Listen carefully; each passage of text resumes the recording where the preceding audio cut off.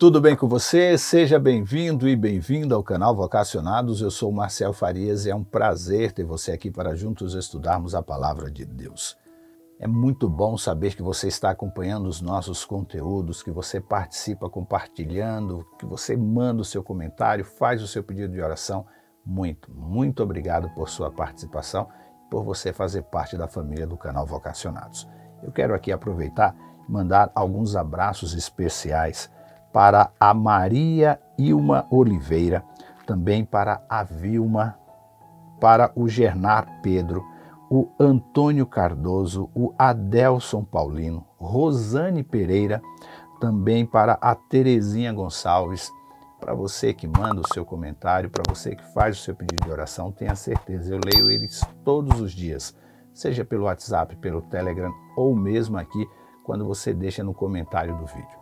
Então, se você quer que eu ore por você, faça o seu pedido de oração, diga: Marcel, ore por mim, que eu vou estar orando por você. E eu quero também aproveitar e pedir para você orar por mim.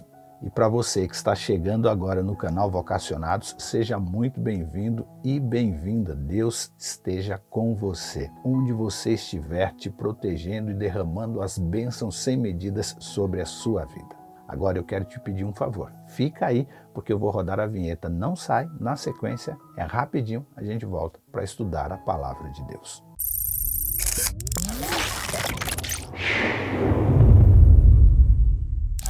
Diz a Bíblia, enquanto dormia, sonhou com uma escada que ia da terra ao céu e viu os anjos de Deus que subiam e desciam pela escada. Gênesis 28, versículo 12. Este foi o sonho de Jacó enquanto ele fugia da ilha do seu irmão Esaú a caminho de Padã-Arã. Mas antes dos fatos descritos no capítulo 27 do livro do Gênesis, muita coisa importante aconteceu no clã de Isaac que merece ser abordado em nosso estudo. Por isso, eu quero fazer um acordo com você. Hoje eu vou abordar os fatos que antecederam a fuga de Jacó. E amanhã eu focarei no sonho que ele teve em Betel. Pois assim como Abraão, seu pai, Isaac foi um homem de fé, mas também tinha sim muitas falhas e fraquezas, e elas são expostas no capítulo 26. E o propósito da palavra de Deus em recordar as falhas humanas é para mostrar que o conflito com o pecado e as tentações nos acompanham durante a nossa vida.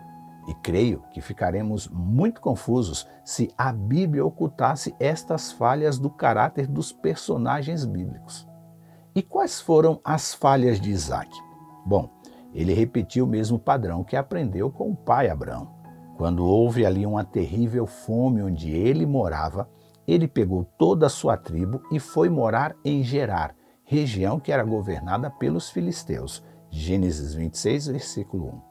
E ao perceber que os homens daquela região se encantaram por Rebeca, ele ficou com medo. E qual foi a resposta que ele deu quando aqueles homens perguntaram sobre ela? O que ele havia aprendido com o pai? A mentir. E ele mentiu, afirmando que ela era a sua irmã. Gênesis 26, versículo 7. Lição número 1 de hoje. Pais, seus exemplos falam mais alto que suas palavras para seus filhos. Eu já comprovei essa verdade da pior maneira possível e posso afirmar que não é agradável ver o seu filho repetindo os seus erros. E a lição 2 de hoje é: mentira tem perna curta. E Isaac descobriu isso de forma dura. O rei filisteu o viu acariciando a sua esposa e o chamou imediatamente para uma dura conversa. As mesmas reprimendas que o seu pai ouviu de um outro Abimeleque, lembrando que Abimeleque é um título e não um nome próprio, foram repetidas por este novo monarca. Se não foram as mesmas palavras, tinha a mesma indignação. Diz a Bíblia: o que você fez conosco? Que crime cometi para merecer este tratamento que nos torna a mim e ao meu povo culpado deste grande pecado? O que você fez não se faz a ninguém. Gênesis 20, versículo 9. Foi isso o que ouviu Abraão. E a Bíblia continua: como você pôde fazer uma coisa dessas conosco? Um dos meus homens poderia ter tomado a sua mulher e dormido com ela, e por sua causa seríamos culpados de grande pecado. Gênesis 26, versículo 10. Foi então o que ouviu agora Isaque. Isaque repetiu o erro do seu pai e acabou levando maldição em vez de bênçãos. E quais lições podemos extrair deste episódio da fraqueza de Isaque, repetindo um padrão equivocado que ele aprendeu com o seu pai? Vamos a elas. Nem mesmo o mais consagrado dos crentes está imune às fraquezas espirituais, e nem mesmo nossas experiências de comunhão com Deus nos protegem de momentos onde a nossa fé vacila, e é por isso que devemos buscar diariamente e humildemente o poder de Deus para nos manter de pé. Mateus 6, verso 13 e 26:41 nos ensina isso. Um outro ponto é que não devemos esperar perfeição de ninguém, pois perfeito só existe um, que é Deus. A falha de Isaque também deve gerar em nós o desejo de olharmos para os nossos erros e não os do próximo. Muitas vezes nos tornamos especialistas em analisar a vida daqueles que tropeçam ao invés de olharmos humildemente para as nossas fraquezas e perigos que enfrentamos. Quando vemos alguém caindo, devemos tomar isso como um aviso pessoal. E Gálatas 6, verso 1 fala sobre isso. E por fim, assim como Abraão, o deslize de Isaque deve nos levar a analisar quais os efeitos do nosso pecado sobre as outras pessoas. Se o pai da fé tivesse vencido, Isaque não teria um exemplo negativo para seguir. Então pense nesta pergunta: quais são os efeitos que os nossos exemplos estão causando em nossos filhos? Mas nem tudo são exemplos ruins na vida de Isaque. O capítulo 26 ainda mostra que ele e Rebeca entenderam o plano de Deus para abençoar os povos vizinhos, e a parte final deste capítulo traz o relato de como eles fizeram isso. É nesta parte que encontramos Isaque fugindo de contendas desnecessárias. A Bíblia diz que à medida que ele ia abrindo poços para a manutenção da sua tribo, os povos vizinhos vinham e soterravam estes poços. E o que fazia Isaque? Ele brigava? Pedia uma compensação financeira pelos danos? Não, ele ia para longe do problema e abria novos poços. Gênesis 26, 17 a 25. E foram muitas as vezes que isso aconteceu com Isaque. Ele é mencionado 7 vezes em conexão com a escavação de poços e a reabertura de poços que os inimigos de Deus fechavam. A exemplo do que aconteceu com Isaque e das investidas dos seus inimigos, nós hoje temos uma repetição deste padrão nos dias modernos. Nossos inimigos têm procurado obstruir os nossos poços com muitos entulhos da vida moderna. São falsas doutrinas, práticas contrárias à vontade de Deus e à oferta de momentos de prazer efêmero.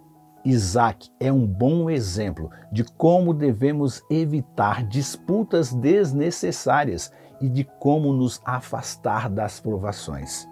Se enche os nossos poços com entulhos, devemos sair à procura de um lugar para abrir um outro. Será fácil? Não, mas Deus estará conosco. A Bíblia diz que, se sofrem por terem feito o bem e suportam com paciência, Deus se agrada de vocês, porque Deus os chamou para fazerem o bem, mesmo que isso resulte em sofrimento, pois Cristo sofreu por vocês. Ele é o seu exemplo, sigam seus passos. 1 Pedro 2, 20 e 21. E Isaque aprendeu este conselho divino. Ao deixar as contendas deste mundo, ele encontrou enfim comunhão com Deus, e tudo o que ele fazia prosperava. As bênçãos de Deus em sua vida foram tão perceptíveis que os seus inimigos, os filisteus, começaram a ficar com medo dele e foram à sua presença lhe propor uma aliança de paz, pois temeram por sua própria segurança. Quando fugimos da contenda e passamos a confiar em Deus para tudo, vivemos de tal maneira que o mundo reconhece que Deus está conosco. Viu quantas coisas importantes a vida de Isaque tinha para nos ensinar? Amanhã vamos falar, enfim, do sonho que Jacó teve.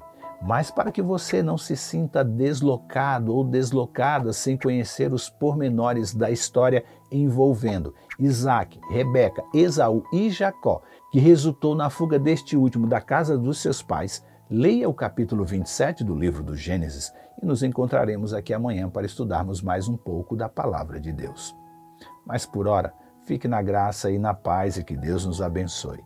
Este conteúdo está no aplicativo Esperança Real e também na web rádio Ecoar. Se inscreva em nosso canal e deixe o seu curtir. Isso ajuda muito aqui no canal Vocacionados. E lembre-se, você é participante da vocação celestial para ir ao mundo, pregando o evangelho da salvação a toda criatura.